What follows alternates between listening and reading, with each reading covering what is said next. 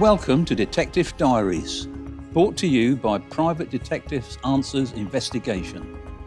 If you're captivated by the art of deduction, the thrill of solving the unsolvable, or the enigmatic world of private investigation, you have just found your new favourite podcast. Detective Diaries are where secrets are unravelled and the truth is always a clue away. Presented by Private Detective Answers Investigation. Each episode contains offbeat conversations about the real people involved in investigation.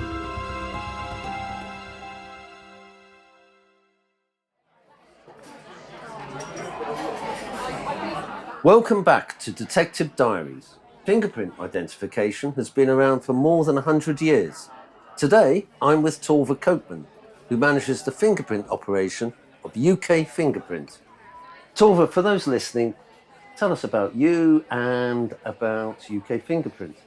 Yeah, so I am Tova. I am a fingerprint technician and I studied criminology and forensics as my undergrad. I just finished my master's in criminal psychology and I help run the UK Fingerprint company, which are a business which helps clients get their fingerprints taken for both civil reasons and forensic. We also deal with corporate clients like banks. So, how do you get started in this field? I mean, is it what you always wanted to do, or? Yeah, in actually that, because when I was younger, and you go to school and they tell you, like, oh, what do you want to be when you grow up? I always knew that I wanted to be a police officer or be in this sort of field. And then from there, the interest just grew.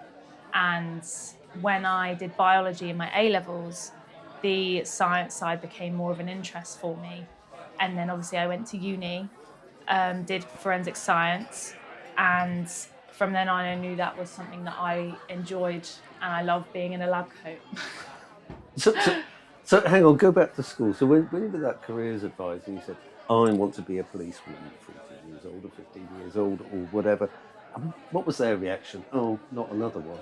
Yeah, really. There was not much of a interest in it from them. I think it was quite a popular career to go to when you grow up because obviously you see them and they all look scary or you're inspired by them. I want to help the public. I want to be that person who walks around with my uniform on and everyone else is scared of me.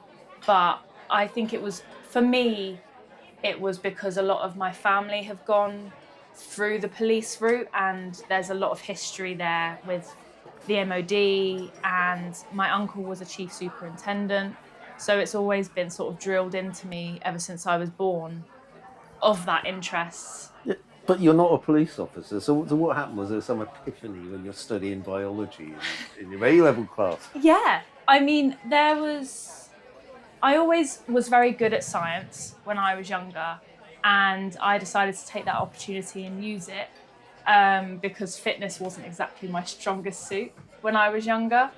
So I went for the science route and then found that I enjoyed it actually a lot more, and now I'm very happy with where I am. So what does UK Fingerprint do? I mean, you can tell a lot by the name, but what?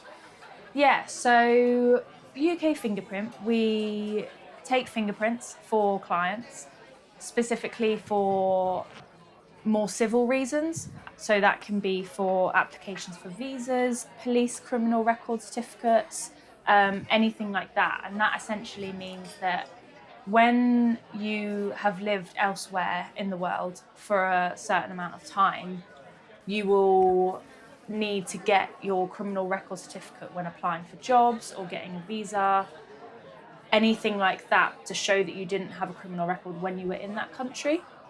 So they would take your fingerprints, or we would take your fingerprints, and then that country would take those fingerprints and see that there's none on their record. So like a disclosure barring certificate in the UK? Yeah, exactly. Okay. Tova, you look far too young to remember the Boomtown Rats, and I don't like Mondays. So, what's a Monday for you? A Monday for me is probably like a lot of Mondays for everyone else. Incredibly busy, dealing with inquiries from over the weekend, updating the full services to make sure that everything's been sent off, processing them, tracking, because on a Monday we have all our clients from full service applications who are asking for an update or what's happening with it, so we then have to track them all, as well as scheduling my other colleagues into the rest of the week. You use the words full service application, Yes. so that sounds a bit more than just taking somebody's Yes. fingerprints. So we can do one of two things. We specifically, depending on the country, we can always take fingerprints for any country in the world, wherever needed. However, for some countries, we can actually do a full service, which means that we would apply and do everything on their behalf so that they don't have to lift a finger, essentially. So we'll take their fingerprints and we'll take copies of their IDs. We will send them off via courier and we'll apply for the whole process on behalf of them. So are all those processes the same, regardless of whether it's Canada, the USA, or Singapore? Or... I wish they were. It depends on every different country. Every country is different. They have different fingerprint forms for each country. They have different application forms for each country and different requirements for each country. So, for example, one of our most common ones is Canada. For Canada, they have about 3 different application forms that you need to fill out before even getting to taking the fingerprints. Then you'd fill out the fingerprint form as well, a lot of it with the same information on, but Canada is just like that. And then we would take certified copies of their IDs, and certified is when I mean we will certify those photocopies of their IDs just to show that they've essentially been notarized by a recognised company, aka us, and then we would send them off to Canada. With other countries, it can be different. So for the US, it is essentially just an application online, which takes about 20 minutes, and then you send the fingerprints off. So the difference between the country is very specific. There's not 2 countries with the same application process. Well, that sounds like a lot of admin, and it sounds like an encyclopedic knowledge of the quirks of every different country and every different jurisdiction and administration. So admin aside, how hands-on is the whole process? I mean, how hands-on are you, or are you just putting people in the right places and doing the admin? I would like to say I'm still very hands-on. I like to be very hands-on because that is what I came here to do. The general day is very hands-on. I mean, even though there's loads of admin, we will have 20 plus clients a day in our London offices specifically. We will have probably around 5 to 10 clients a day in our Hazelmere office. So that's constant fingerprinting, dealing with them, helping them fill out the application forms. Since I've been scheduling my colleagues, I've had to take a step back because I'm obviously now managing people, but I still try to be as hands-on as I can just because that's what I enjoy the most. And I love speaking to clients and I love taking their fingerprints and making sure that they're okay, because some clients can get quite nervous about it, or especially when we put the gloves on and the lab coat on and they're suddenly thinking like, oh, what's going on? This is quite scary. But it's nice to be able to reassure them and let them know that it's absolutely fine. Hi, I'm Georgia. Tune in to hear more about Generation Next, developed by young professionals for young professionals, and how to not get catfished. Listen here on Detective Diaries.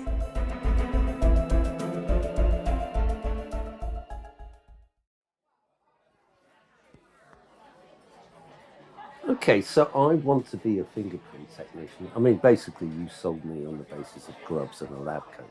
It's honestly, the vision in one's head is just phenomenal. But I want to be a fingerprint technician. Who's your ideal candidate? I mean, you've got a vacancy, a job. What are you looking for? I think to be a fingerprint technician, the skills can very easily be learned. What can't be learned as much is the customer service. We are very specific on sort of our customer service and how we treat our clients. We prioritize building a rapport with them and building that trust so that when they do come in, they don't feel as nervous and they feel comfortable with us, obviously dealing with their fingers and their hands and their documents and private personal information. So I would say my ideal candidate would be someone with good customer service who knows how to talk to people in a professional way, but also a trusting manner. Someone who's quite confident, because we do have to speak to a lot of people, both in person and on the phone. So they need to be confident in what they know. And if they don't know something, then it's nice to know that they can just hand them over to someone else and handle the problem efficiently and professionally. Okay, so I'm your new fingerprint technician. I've just taken some of these fingerprints. Trust me, there is fingerprint ink on the wall and on the table, on the floor, and probably on the office dog. I bring them to you to say, check them. Yeah, I mean, I assume you kind of have that quality control of cross-checking and so forth. And you have just seen the most abysmal blotch of ink on a form. What happens next? So in that case, I would probably tell my colleague to take a step back, just to save the client and my colleague probably a little bit of embarrassment in front of the client, to keep it professional. I would just say there's been some issues with the fingerprint. I'm gonna have a try and see how they come out. Hopefully they'll turn out fine or great or perfect.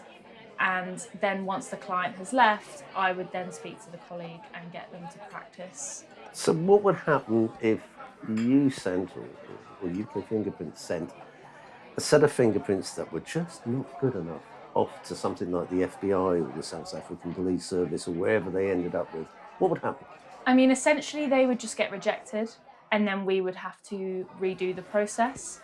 However, I am quite the perfectionist, which I would like to brag and say that is probably one of the best qualities about this job, even though it can be a bit of a pain when I have to hold a client back for about an extra 20 minutes because I want the perfect set of prints. But it means that we don't have to go through that issue of the fingerprints getting rejected and us having to do the whole process again, because it means the client has to wait even longer, and the waiting times are already very long for most countries, and clients obviously want their certificates as soon as possible. Do you get many rejected?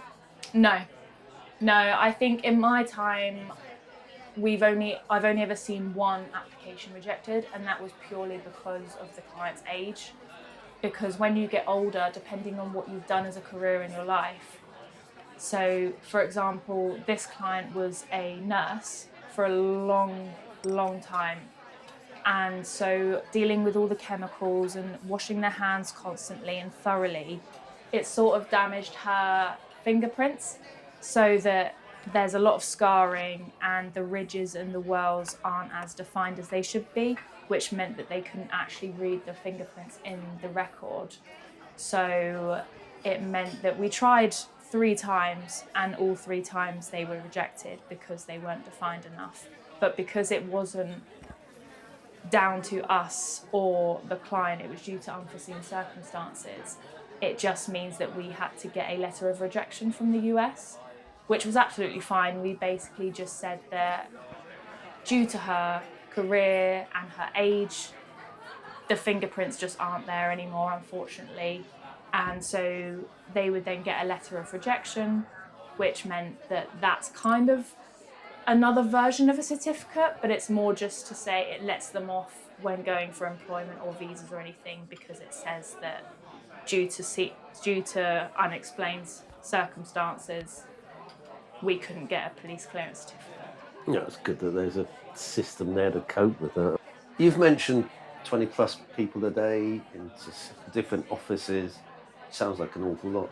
I mean, is it all just members of the public? No, so we actually deal with both private clients and corporate clients. I would say about 70% of them are probably private clients. However, we do have some big, long withstanding contracts with companies that are very well known to the public and to our listeners. However, I can't disclose those, obviously, unfortunately. But for our corporate clients, they normally get their fingerprints taken with us for three main reasons: for FINRA, for gaming licenses, and for liquor licenses. Is that just in England, or just in the UK, or is it just in London? No, so we have had technicians travel all around the world, to Poland, to Romania, to France, to Spain, to Italy, to Morocco even, anywhere that the corporate client needs us to go. You talked about some big institutions. I mean, is that just a few people, executives, the people in the ivory tower in the top, or is it much bigger numbers sometimes? Oh yeah, it can range between a small company who have just started out, or it can range for big financial companies like banks or betting companies even. I mean, we had one corporate client where they had a ton of brand new employees and they asked us to fingerprint all of them. Oh, all of them? I mean, how many is that? We fingerprinted over 1,000 employees in both London and Glasgow in masses. Good heavens, how long did that take? A good few weeks. Well,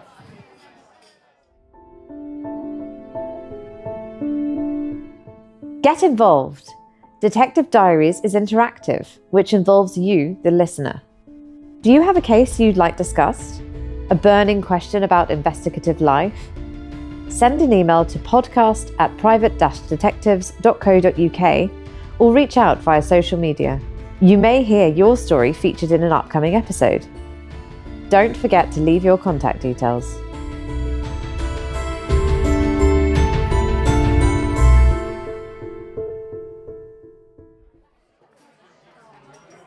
Tova, I saw you this morning taking some of these fingerprints. It didn't look like the most easiest of circumstances. I mean, there were a couple who were quite nervous about what they were doing and worried about getting all the admin and the forms right, and you seemed to be helping them through, but it wasn't helped by their twin 6-year-olds that were causing chaos. and then a few minutes later, the couple are laughing and the kids are doing colouring books. I mean, is that usual? Yeah, it is. A lot of families obviously will need to bring their kids because if them and their partner need fingerprints taken, then obviously the appointment is only going to last half an hour, 40 minutes. So we will happily have their kids with them. We have actually a little stack of colouring books with some colouring crayons, and that sort of seems to put not just the kids at ease, but the parents, because they're not worrying about the kids causing chaos or touching things they shouldn't. The kids will happily sit on my chair at my desk and do some colouring, or either that or they'll be absolutely fascinated by the fingerprints and they'll want me to give them a little bit of a fingerprint session, which I do sometimes if they ask nicely. So the kids get the fingerprints taken too? Yeah, if they ask nicely. We have these little fingerprint cards, so I'll just give them a little thumbprint. It's just something that they can take home with them, as well as the colouring books, and something to give and make them happy. What a brilliant souvenir. Yeah, I think so. Speaking of colouring books, we had this one family come in and the kids were so sweet. They weren't actually bad at all. They were just so fascinated by everything like in the room, because we've got mugs with fingerprints on them, we've got awards, we've got lab coats hanging up, and the ink sheets on our desks. They were absolutely fascinated, and I tried giving them a colouring book to sort of keep them occupied and sort of make sure that the parents weren't worried about them touching things they shouldn't, and they were just more fascinated by me fingerprinting their mum or dad. And one of them actually took my lanyard off my desk because he was already sat at my desk, and this little boy must have only been about 4 or 5, and my colleague and I were in the room making conversation as I was fingerprinting his parents, and he suddenly decided that he wanted to be a teacher, and he started bossing everyone around and using my pen and some random fingerprint form that he found on the table that I had pre-printed off, and started writing all little scribbles and started telling my boss what to do and to be a student, and that he got really bad grades, and it was really funny. Everyone was laughing. He was the spotlight of the appointment. So fun for the clients and fun for you too. Yeah, it makes a change to have a laugh with the client and sort of hear their stories, as well as just having a laugh with the kids and making sure that they're okay. It's nice to know that they've walked away all happy. Can you hear me? Can you hear me? Is anybody there? I'm Harry Watts. I'm an audio technician and a private investigator. Hear me on Detective Diaries, telling you about enhancing poor quality audio recordings to make them clear and audible.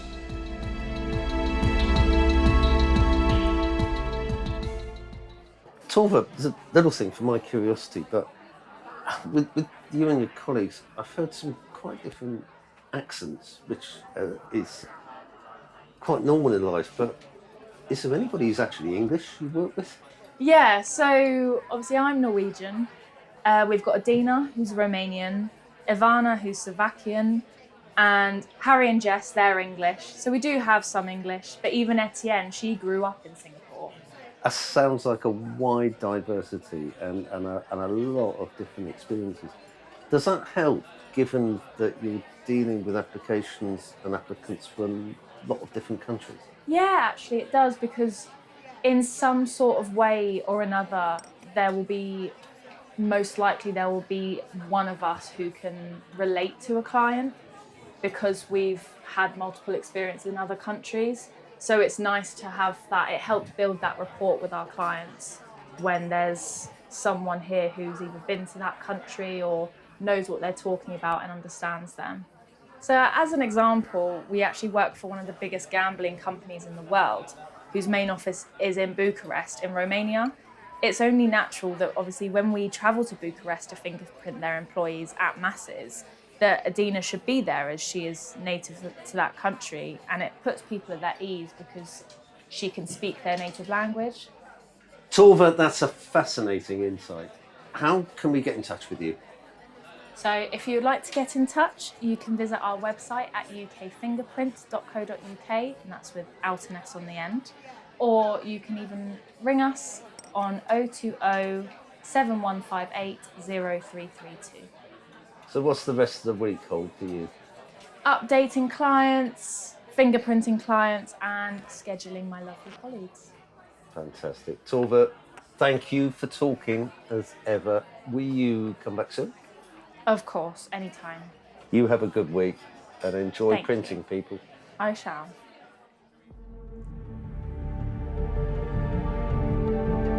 We hope you enjoyed today's podcast, brought to you by Answers Investigation and UK Fingerprint.